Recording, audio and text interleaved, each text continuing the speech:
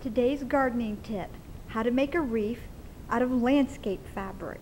The nice thing about this fabric is that it does drain water, but yet it retains enough to keep the soil moist, and the soil won't fall through this type of fabric. And it's made for the outdoors. So what we're going to start with first is 2 pieces that are 10 inches wide. We're going to sew these 2 pieces together end to end, and then we're going to sew them into a tube. Okay, we're just going to sew our 2 ends together. Nice thing about this type of sewing is there is no wrong side, there is no right side. So you just put the 2 ends together like this, and we're going to give it about a 1/2 inch to 3/4 of an inch seam. And what I'm going to do, since it is such thin fabric, I'm going to set this to a little bit tighter on the presser foot. This will keep this from slipping, because it is pretty slippery.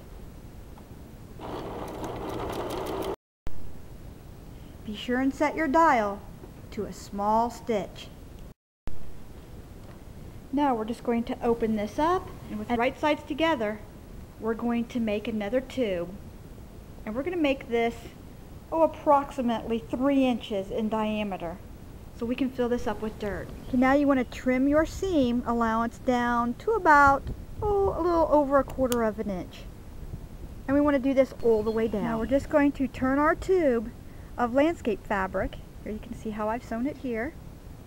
Okay, we're just going to turn this inside out so that the seam, seam and thread are on the inside.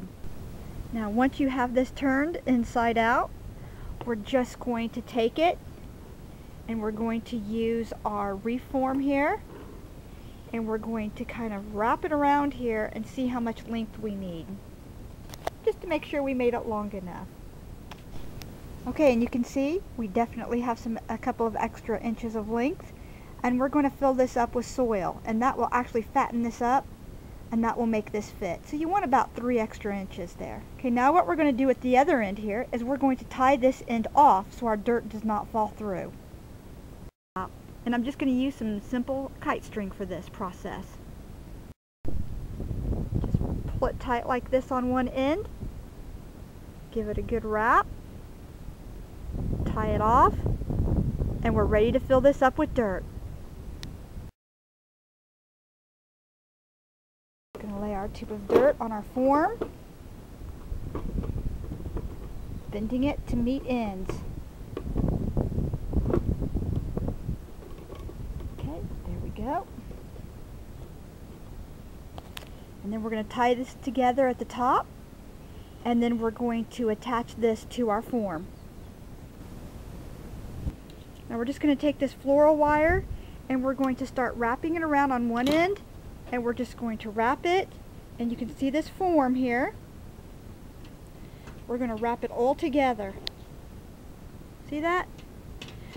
And we're going to make one wreath with this, and then we'll be ready to plant. And when we plant this, we're just going to cut some little X's in here, and we're just going to stick our plant, our little flower, in here. Now you can use lobelias, you can use impatiens, something that kind of vines and hangs would be pretty. You can do a lot of varieties of types of flowers with this. Now you can see I've pulled this rather tight, and I've hit where all my creases were.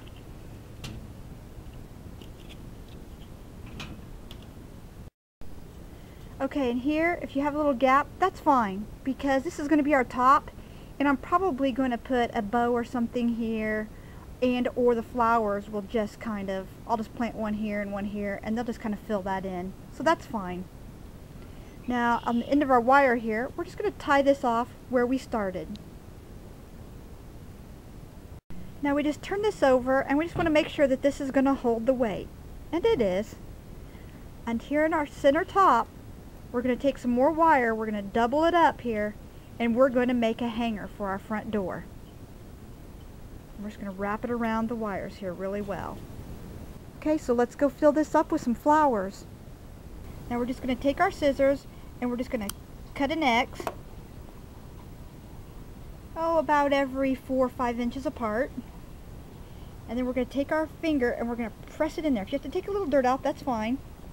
And we get a nice size hole. And we're going to take one of our flower pieces like this, kind of break it up a little bit here, and we're just going to stuff that down inside the hole like so. There we go.